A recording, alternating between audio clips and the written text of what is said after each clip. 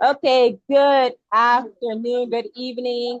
This is our February virtual mastermind meeting. Hopefully, it's not too noisy in the background. I apologize if it is. And I apologize for just logging in a little bit late.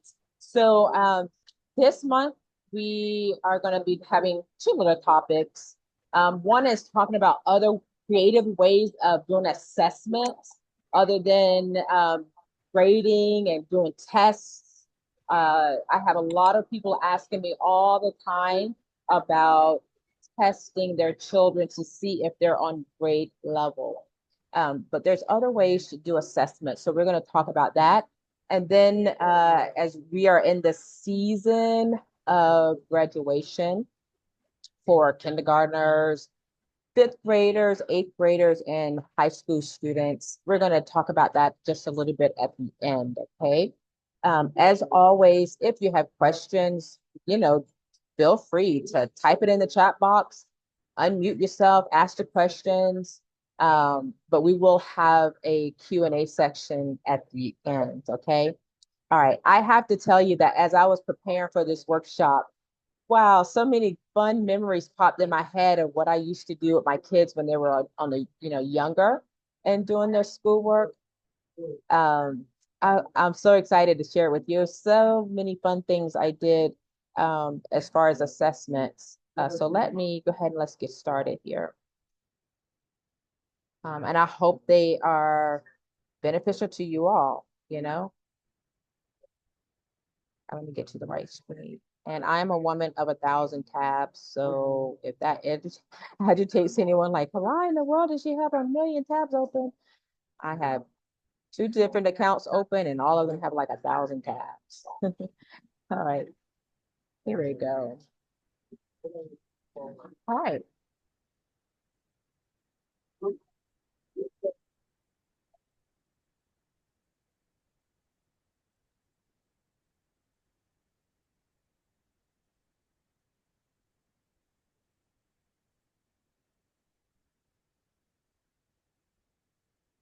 Okay, here we go.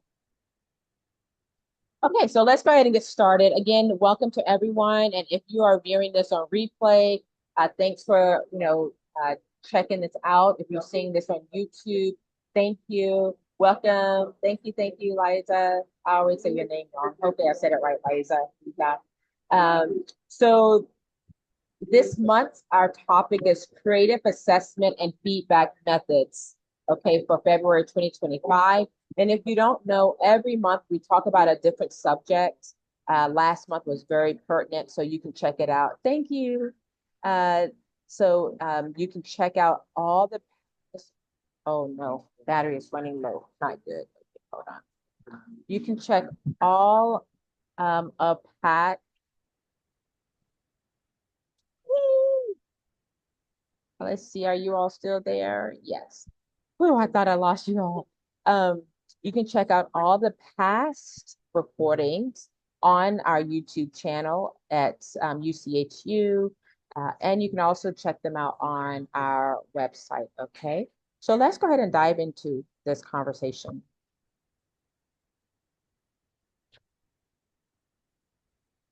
Okay, so this workshop, the outline, what we're going to be doing again, we'll do our welcome and introduction in just a little bit.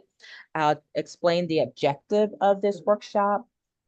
We'll talk about the problem with traditional testing, as many of us know, and what we grew up with in school. But we'll talk about some other options, portfolios, showcasing growth over time. What does that look like? Presentations, expressing learning in a personal way. We'll talk about peer teaching, learning by teaching, some real life applications, making learning meaningful.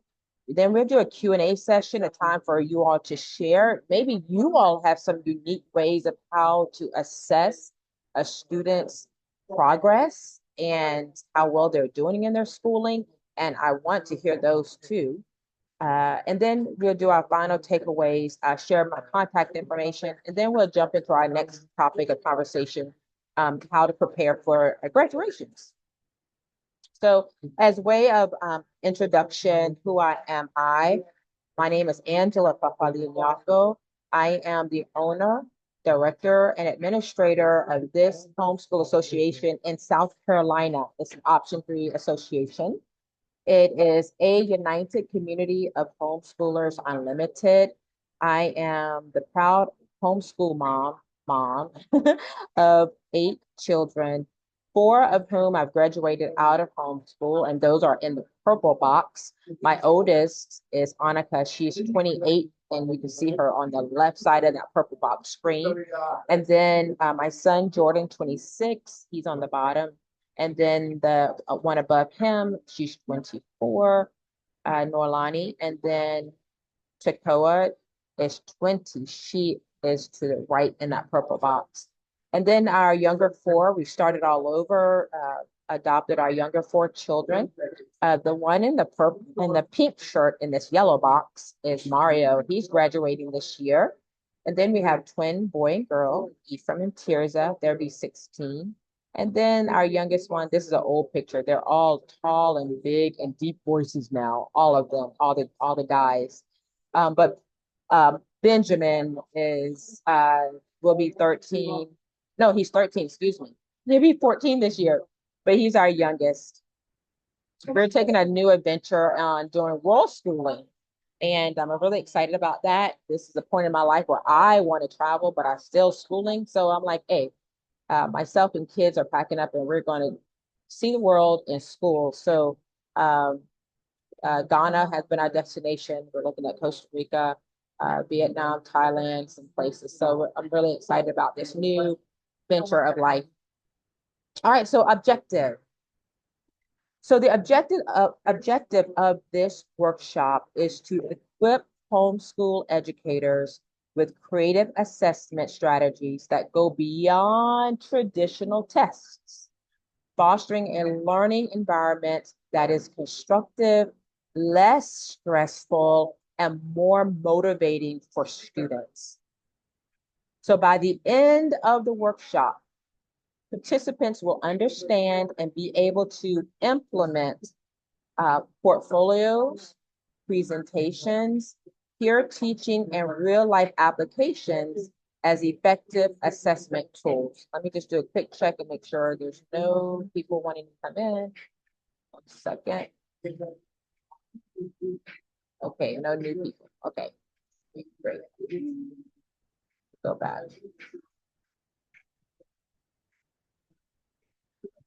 Okay, y'all, hold on just a minute. Let me get back to my board. It happened to me last time too. There we go.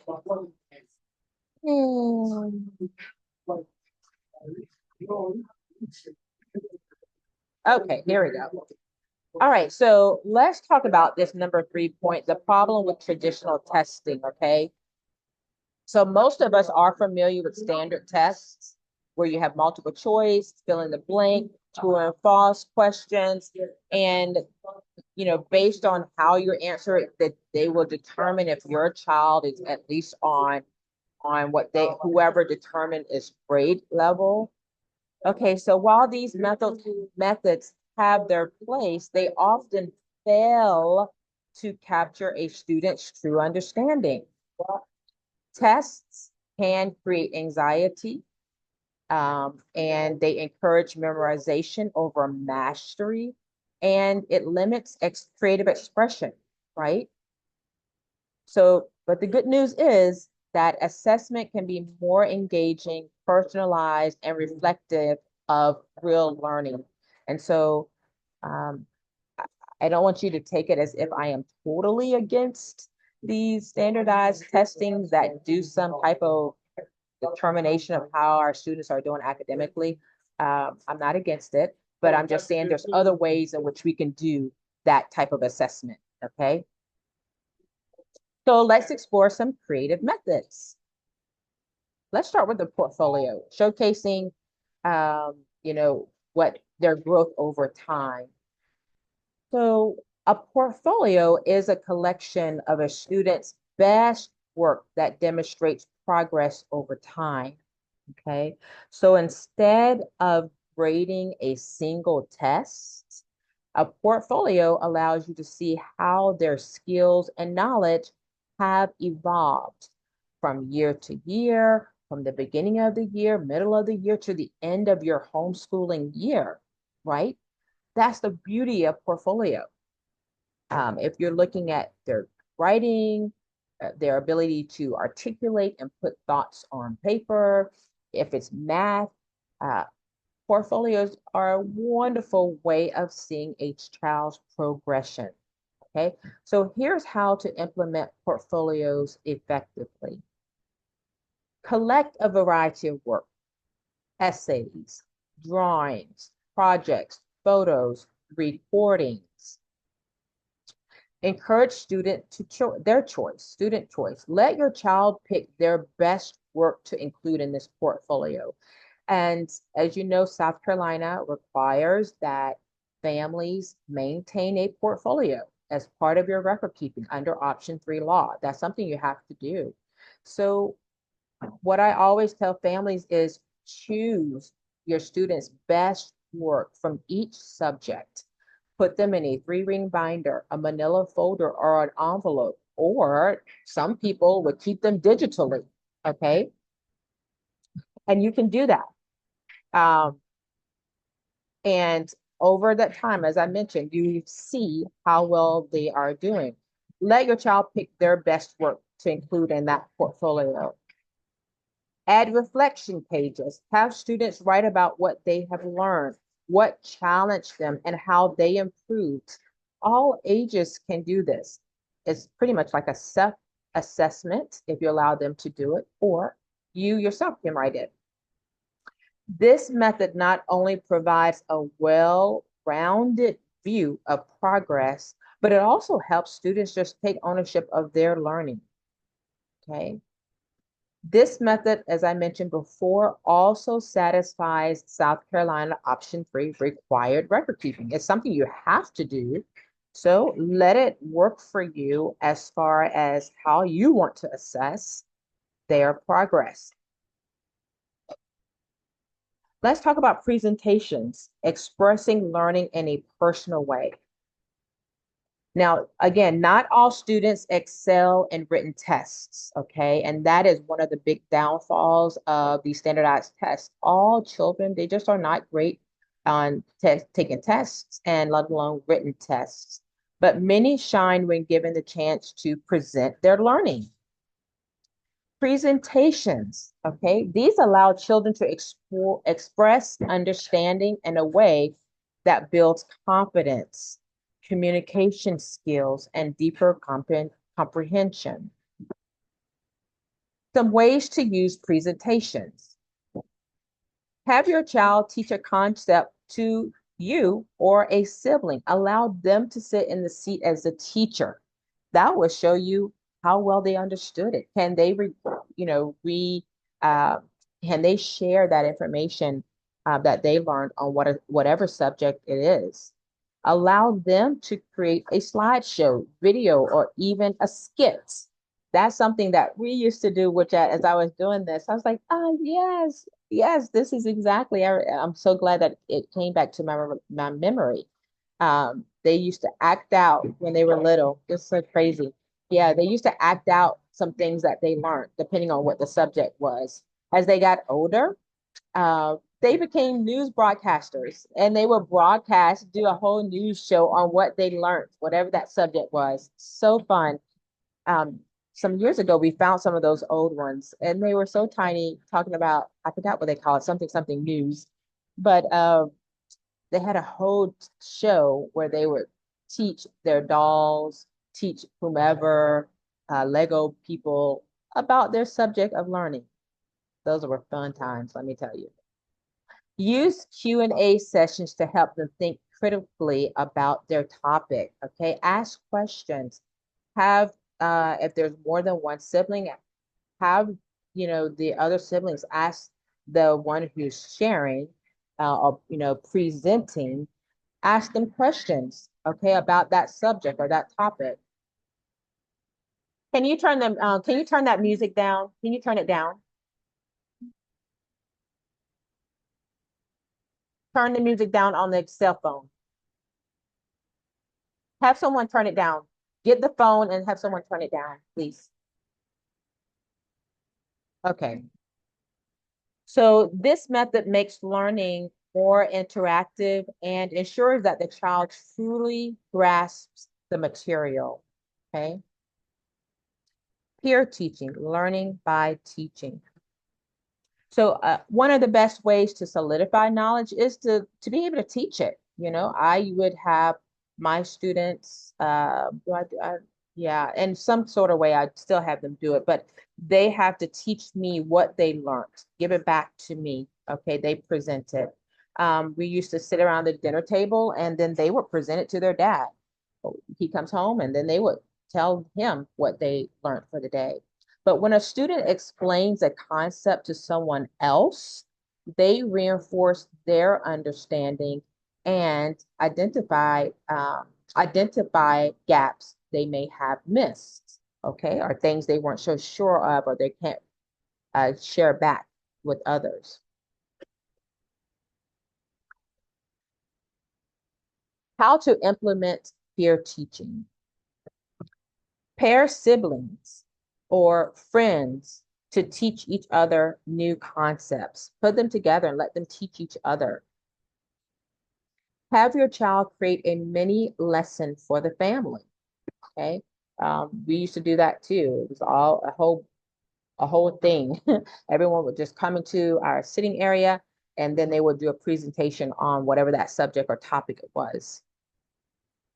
Encourage questioning. The learner should ask questions to challenge the teacher. Okay, the learner should ask questions to challenge the teacher.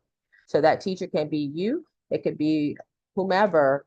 Um, in that case, the learner should ask questions to challenge the teacher. Let me go back to that and make sure we understand what I'm saying here. So what I mean is also uh, have there we go, have the learner, your student, ask you also as the teacher challenging questions about whatever that subject is that they were taught or was going over. If you're in a situation where the student is still being at an age where they're still being taught by you directly, but even if they're not, uh, you know, for example, I didn't teach my children certain subjects, chemistry, I didn't, but I would certainly, or physics or anatomy. I didn't teach those things, but oh boy, were they ever excited to tell me some stuff that I didn't know. At some point in my life, I knew it, but they were excited to tell me and show me up that I didn't know this information. So let them be your teacher or let them ask you some challenging questions. So then they can give the answer to those to that challenging question. So this technique builds communication skills and deepens understanding in a low pressure way and a great way of assessing their knowledge. So let's talk about real life applications, making learning meaningful. Learning shouldn't feel disconnected from real life. If I could tell you all this again and again 1,000 times, that, and I just had a phone conversation with a new homeschool parent, that our lives, our life is homeschooling. Everything that we do is homeschooling. If we get it out of our brains how they taught us, it's a book, it's a class, it's a this, and sometimes it is that, but a lot of times it can be just all swept into one thing, which is just our real life. What does that look like? So assessing knowledge through real world applications helps students see the value in what they're learning and keeps them motivated. Can they see, and again, not all subjects fall in line with this, uh, but can they see how what they're learning can be applied and help them in real life? Because if it can, it's probably going to stick a lot more because they can understand how to use it. How is this going to help us? How is this going to help me in my learning? Okay. When I had my children last year, they did current affairs. I had them do a year of current affairs. Why was that even important at all for that to be a high school subject? Well, I needed them to know what was going on in the world, and they still do. I gave them the resource in which to use to read about news that would be unbiased, it would be unfiltered, it would be real news. They could pick anything. And on this particular site that we used, it was weather, it was all things. A lot of things have been going on in the world in these since COVID. I mean, it's always been something going on, but a lot of monumental things, I should say. And so I needed them to know what was going on in the world. Why was that important? One, I need them to know how to research. Two, I need them to understand that it's important to find good sources to get your information from, not to rely on social media or a friend or someone else who's talking. Um, but a source as much as possible to be reliable so that they can be knowledgeable of what's going on in all over the world. Okay. That's going to be important in their lives now as teenagers and as adults. Examples of real life assessments. So let's talk about math, and I would love for you all to chime in and give some real life applications as well. Okay. So for math, have your child budget a grocery trip or measure ingredients for a recipe. Okay. Depending on whatever their age, you can make that manageable for them. For my children, they all had to know how to handle a budget. Here's the money. We have to eat for the week. What is your menu that you're going to prepare? And they had to cook it, have the menu, stay within budget, and we had to eat as healthy as possible. That was something that they all had to do for a number of years. And then when they got, of course, as they were older, then they could take turns on doing it, but it was still part of their requirement for schooling. Science, conduct simple experiments and record findings. Okay, conduct simple experiments and record findings. There's other things you can do. Again, this is being able to assess, versus doing tests to see how well they understand science or what they know about science. Here's some other ways. I think you all have heard me mention one of my children who has an affinity for anatomy. And she loved, loved, loved, loved anatomy. It just came upon her. And so she had pictures drawn all over her room, all over the wall of the different bones of the body. She could name all the bones of the body. She knew the tendons and the this and the that. And she was able to tell me things. And I was sitting as a student to her as she taught me all those things. Okay. Um, let's talk about social studies and history. Social studies is so huge of a subject, but real life, visit historical sites and have them summarize what they learned. That's one simple thing. Um, how about if it's geography? Choose a country, learn its culture, learn words of the language of that culture, location. Let them draw the country. Where is it located in the world? Writing and composition, this was, as I was remembering what some of the things we did, this is one thing we did. Encourage journaling, blogging, or writing letters, social media posts, family magazine, and newsletters. For some years, my children had to do a family newsletter of all that was going on and the happenings of our life as a family and share it and send it to family members. Okay. Um, and they had to do that every month. My mom and dad, their grandparents loved getting these magazines and newsletters. They had to edit it, they had to type it up. That was also part of their computer science. And then as they got older, then blogging and social media type writing came into place. And then I had one child who grew a social media site to, oh, what did she have? Some weird, almost 500,000 people. So it looks a little different now, but there's so many different ways to assess their writings other than just through some type of testing, okay? And their ability to think thoughts well and formulate them into something that's sensible that others can enjoy. So these activities not only assess knowledge, but also show students that learning is practical, fun, and relevant. Okay. All right. So I'm curious, as we wrap this up, let's quickly review what we've covered today, as far as assessments. Okay, so we discussed portfolios, presentations, peer teaching, and real life applications and what that looks like. And again, I would like to, in just a moment, have you all share some different assessment techniques you use besides standardized testing.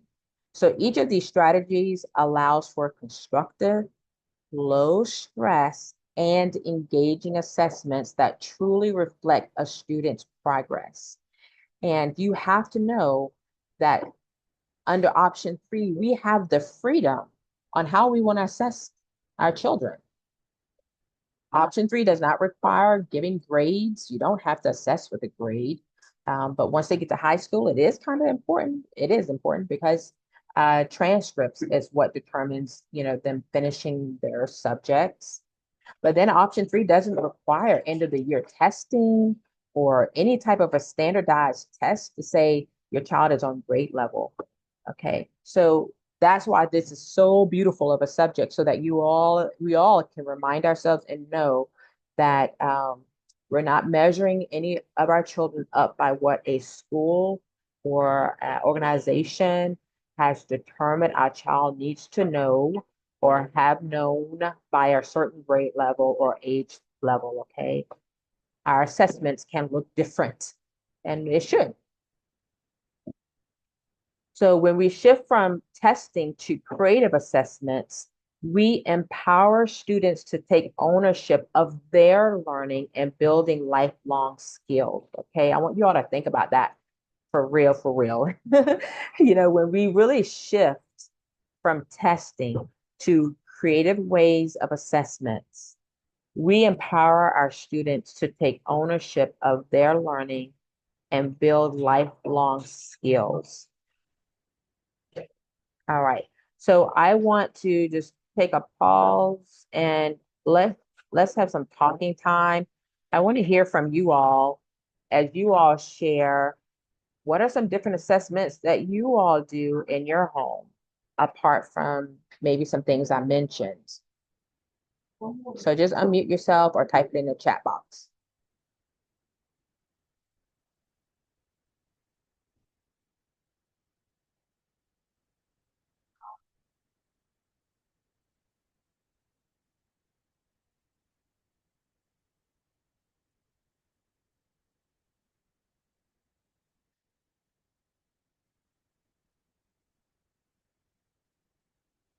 Oh, no one, nothing to share, no insights, any creative assessments that you all do, or do any of you do some of the things that I mentioned? Let me see, here's a comment in the chat box.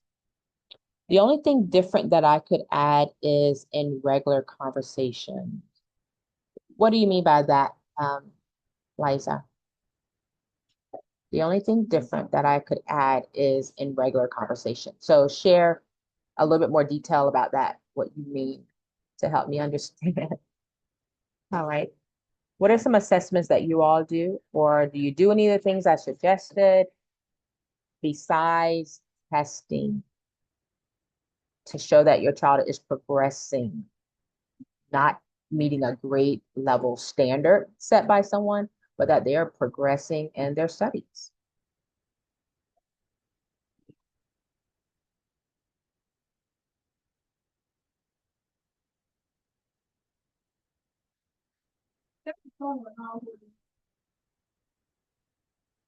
They tell me throughout the day about different things that they've learned about. Okay, cool. Yes, beautiful. Yes, yes, yes, yes. Through casual conversation. Yes, yes, yes. I remember and I love days when they were so excited to tell me things that they learned. And I would always walk away and say, how did you learn that? Or where did you learn that from? Or who taught you that? And it's just amazing how our children tap into information outside of us. Lisa asked, what about kids with ASD? How do we assess them? Can you just spell out ASD so that we're all on the same understanding of ASD? Oh, one of my boys is on the autism spectrum disorder. So he constantly needs help. Like he reads very well, but his understanding and being able to tell me what he understands, not so well. So how would we assess that to make sure he's, I guess, on track or progressing, since he's not really, without my help and without a lot of prompting, able to tell me back what he's learned. Yeah. Okay. Good question. Good question. And that this assessment also you have to be mindful as in situations just like what you described, having a child on the spectrum, having some having children that have some learning challenges, and so you can assess them. Uh, I'm thinking of my prior special needs consultant. Her child was severely uh, academically challenged. And she said literally they stayed on learning the colors for a number of years. She was not verbal, she was nonverbal. Um, and so they worked on colors for years until the child was, I don't know what she said, 10, 13, that age. Um, so how do you assess that? I think that Lisa, depending on the severity of what you're describing, uh, you know your child and what they have learned at this point. You taught them this, you taught them, their alphabets, they know that they've taught their sounds or whatever the case may be. And they can give it back to you in small doses, or you've given it to them now, and then 3 months later, 4 months later, they can give it back to you. All right. So you as the parent can use, and I say this, wholeheartedly, use your best assessment to see that your child is making some progress. I don't think there's a set standard in stone way when it comes to our children who do have some learning challenges, but just seeing progression. Dude, last year you couldn't do this, but now you can. And even if it was a small thing, um, my son also was on the spectrum. I didn't know it at the time. And I think you all have heard me say that. And I just could tell certain things he couldn't do when he was little, he couldn't sit still. Couldn't sit still in his learning. But the progression for me was that as he got older, 11, 12, he could sit still, and he could retain information. Number two, learning and figuring out the subjects that he thrived in, he could remember it all. But things he didn't really care about, he didn't get. Japanese culture, writing Japanese, speaking Japanese. The dude taught himself that. Okay. And when our children are on the spectrum or have some learning challenges, it's all kind of all mixed up interesting. The things that may be important that they get, math and information like that, he wasn't crazy about. We just went over it over and again and again and again and again and again and again. And as I could see, you got that, division, you got it. Now we can move on to the next thing. But I didn't make a big deal about testing type of assessment. It was just me as a mom just seeing progression. They were getting it, moved on, progression. So that's the key factor. Can you see that your child is moving forward, whether it took a year to get it or months to get it? And then my other thing I would say, Lisa, and for everyone, if your child is learning one thing, you taught them something and it's just not sticking and they're not getting it, stop it. Don't deal with it anymore. Give it a breather and then later come back and see it again. Sometimes it sticks. Their brain is ready to understand it and grasp it. Okay. That was a little trick I learned with him and with all my kids. They're not getting the concept, just stop. Let's leave it alone and then come back to it. So yeah, I do several of the things you've mentioned. We also listen to politics and have open dialogue about what is happening in the world. Also, get is I get his view on I get his view on how he feels or how he could make the situation better. Kind of like come up with ideas to make the world a better place. Yes, that's a type of assessment to see how he's seeing his viewpoints. Does he have a thought process about things that's happening in the world? I guess that's what your assessment would be. Is he able to have some thoughts and articulate his thoughts about what he feels about certain things? Yes, that's great.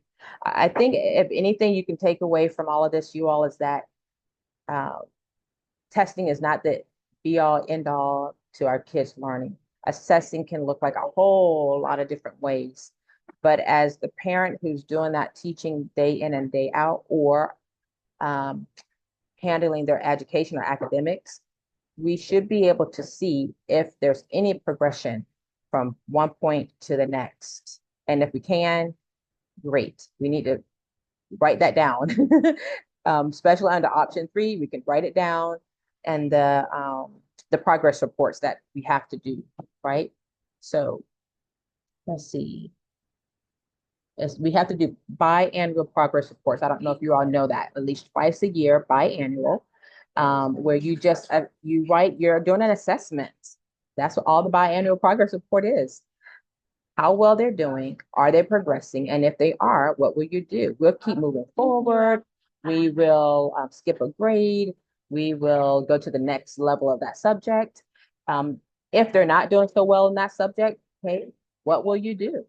We will repeat, go back over that information. I will get a tutor, or we'll go back. If it's challenging in math, we'll go back to the second grade level math, or whatever the case may be, and bring them back up to speed, okay?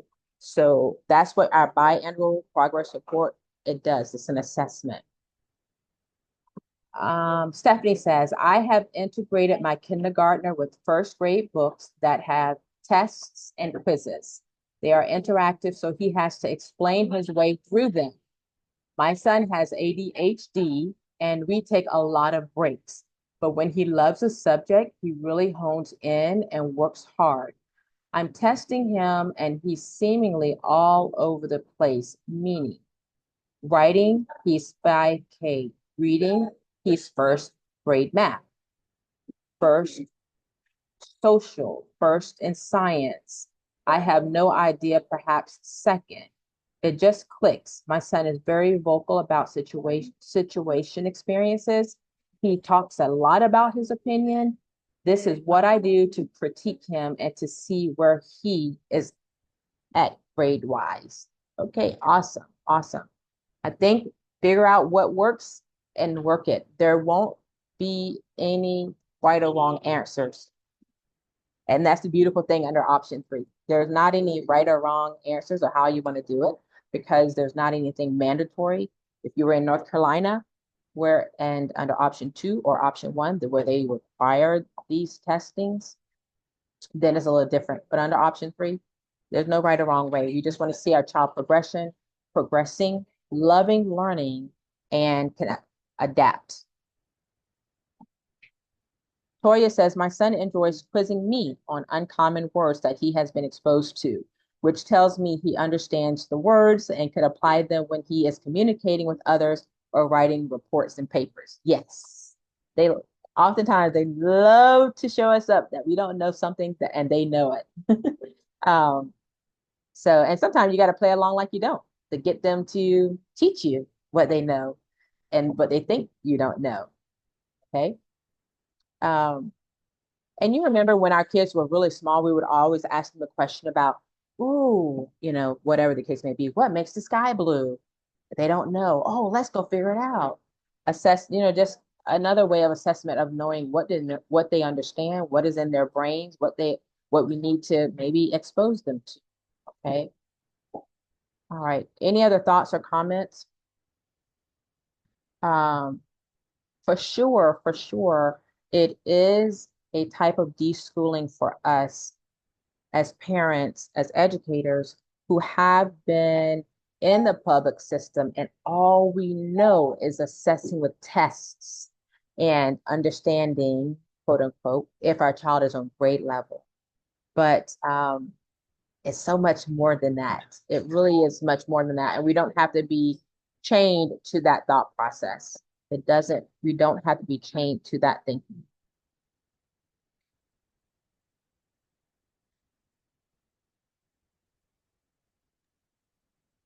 I Erica, wanted to throw in something real quick. yeah, Just the way you talk about, just again, deschooling and all that good stuff. I know for us, we would do trails just to throw out some ideas of how you can use school just in everyday life.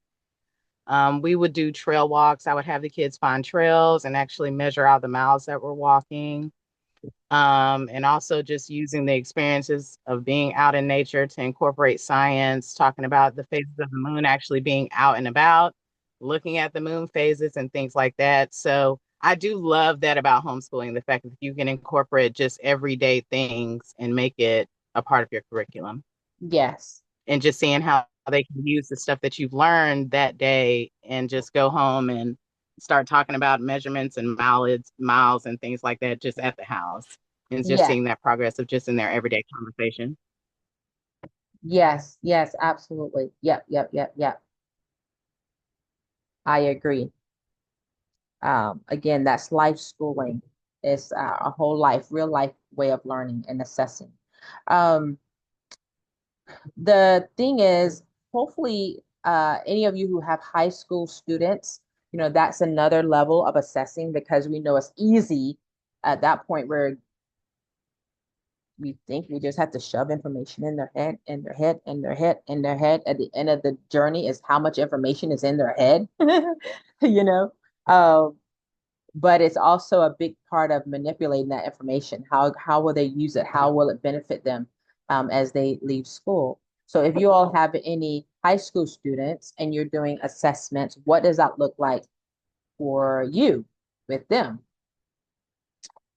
While you think about that, Erica, you say, I think a big struggle with many kids on the spectrum is that they struggle with communication, especially verbal. And that makes many of these non-traditional assessment methods also difficult. True, yes. So then what can you do if they are not able to articulate it clearly? Um, is drawing a possibility, or is writing a possibility, or is um, are there online games and resources that they can utilize to help us see that they're progressing and understanding? Because yeah, even for our students who may be on the spectrum, testing is not going to always be a good option either. So how do we do that? What are some options and what do we do? Any thoughts or ideas, Erica? Anything that you come up with?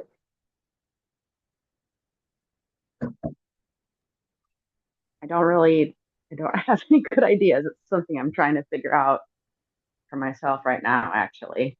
Yeah, yeah,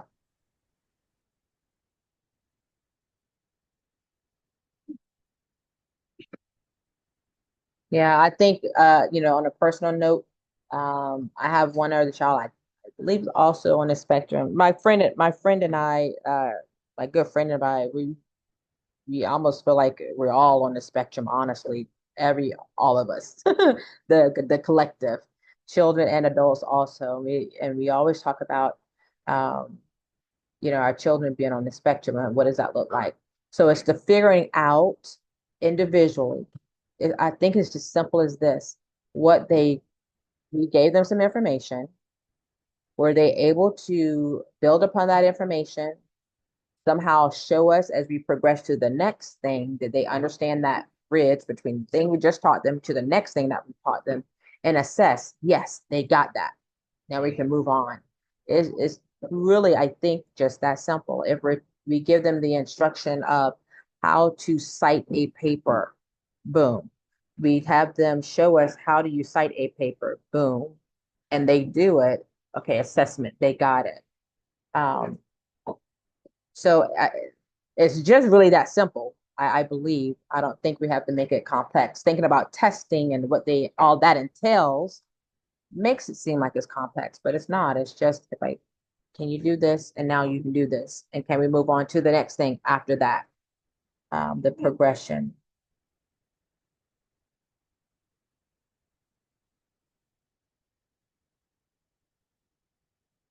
Okay.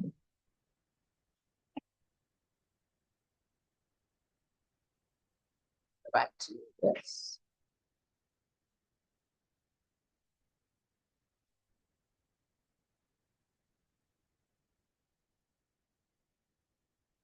Thank you. Okay, so all right. So for all of you who are joined in, I wanted to say thank you for joining me today. I hope that this was helpful and gave you some liberty in your thinking and now some ideas of the freedom you have in assessments outside of just testing, how to assess if your child is progressing in their learning and academics. But if you have any other questions, I'd love to hear them. If you do, if you have some thoughts and some other thoughts you want to share before we move on to our next phase of this conversation. Otherwise, we'll go ahead and start talking about graduation, preparing for that for this year and the years to come. Any other thoughts on this current subject?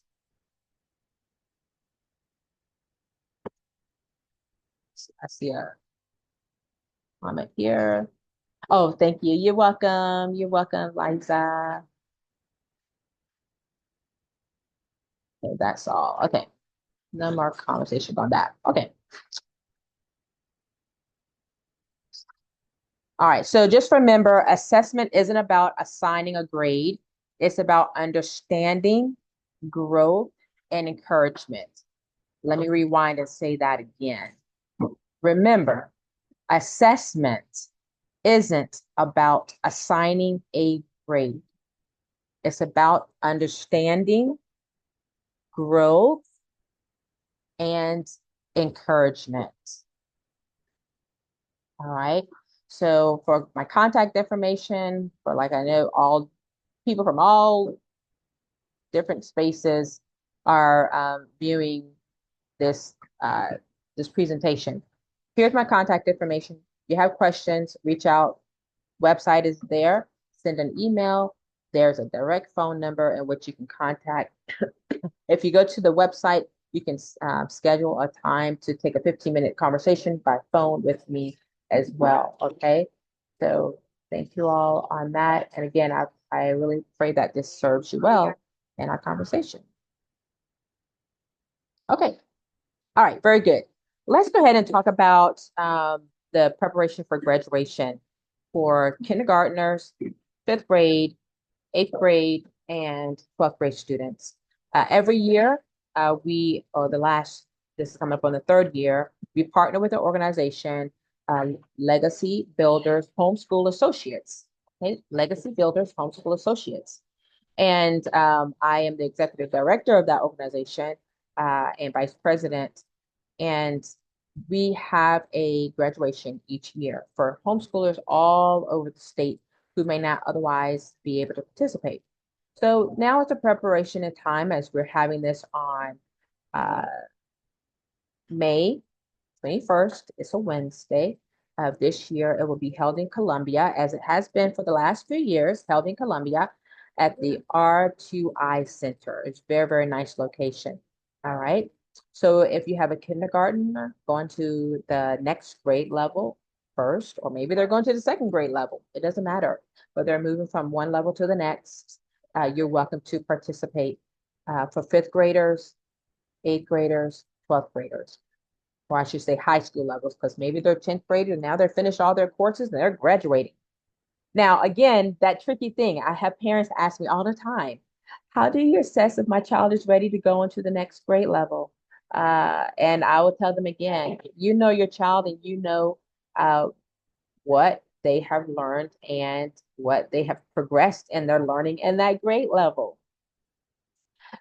Is that very, very easy? Is that very, very simple? Now, if families want a concrete way of knowing The only way I can tell you to do, or the only thing I can mention is go and do some research.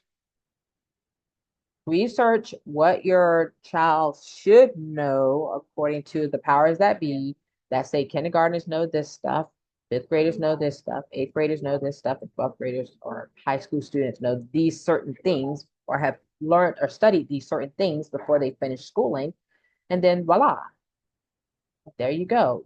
You can decide if they are ready to go on to that next level or graduate based on that thing.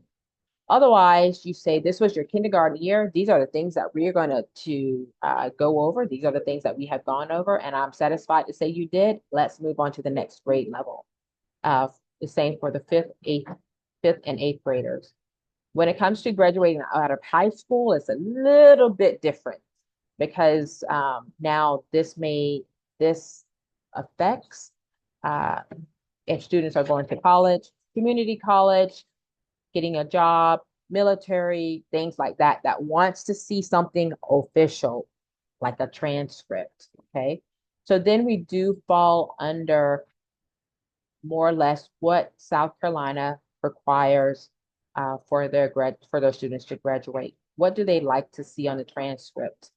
If they're going out of the state, maybe to school or to the military or to community college, then I tell my families to reach out to that entity and find out what do they want to see on that transcript in order for their student to be considered to attend that school or to go to the military or to be employed, at BMW, whatever the case may be. What is it that they want to see? They may not want to see advanced biology.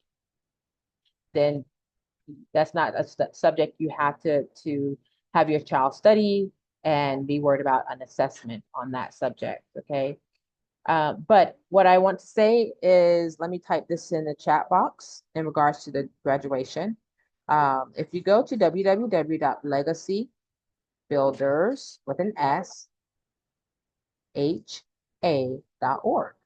okay?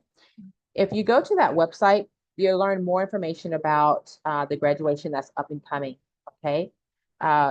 There is a small fee that's to be assessed with that. I believe for kindergartners, it's $60 for graduation.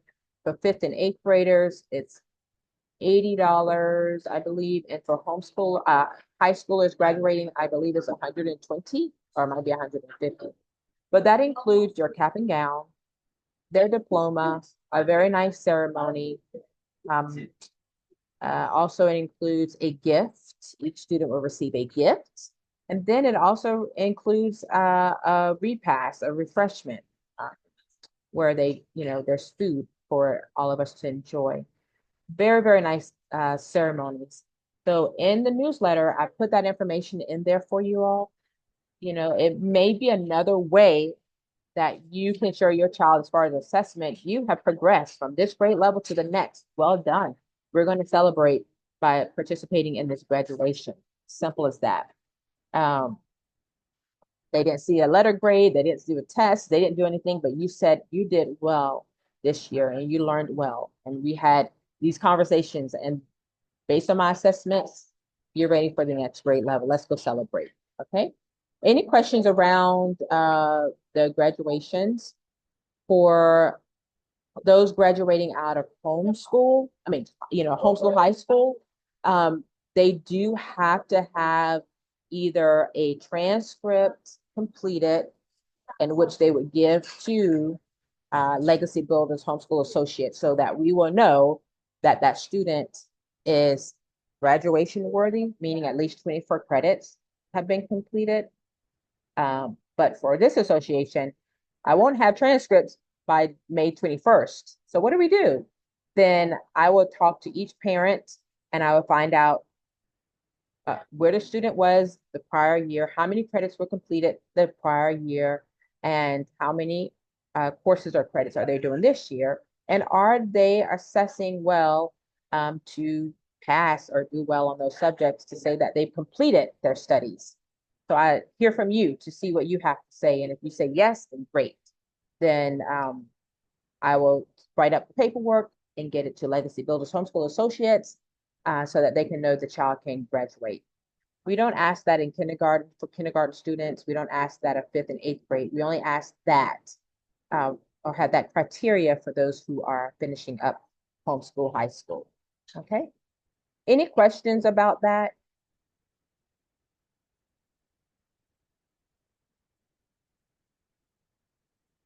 You can unmute yourself or you can type it in chat book and chat box here if you have any questions about that.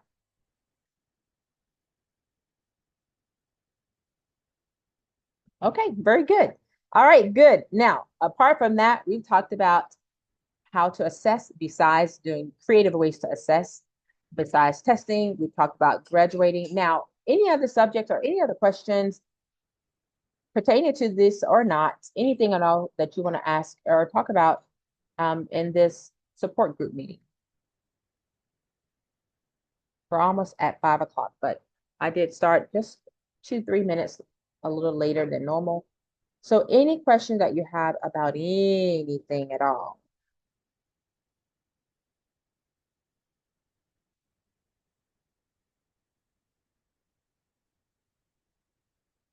Okay, if you all do, or anything you want to talk with your fellow peers about, be sure to jump in on the Discord and ask questions. Any resources you want to share, please do that. You can always send me a text or email or jump on a scheduled phone chat with me for 15 minutes or so, and we can hash it out, okay? If nothing else, then that's all for that I have to share in this February's virtual mastermind meeting, okay? Blessings to all of you all. Finish out strong. We're in February. Wow, in just a few months, I'll be deep in transcripts, graduation, the end of the year stuff, and it's coming fast. So you all finish strong, and I hope you all are having a great year so far. All right. Peace and blessings. Bye. Bye-bye. Thank you. Thank you. Good night.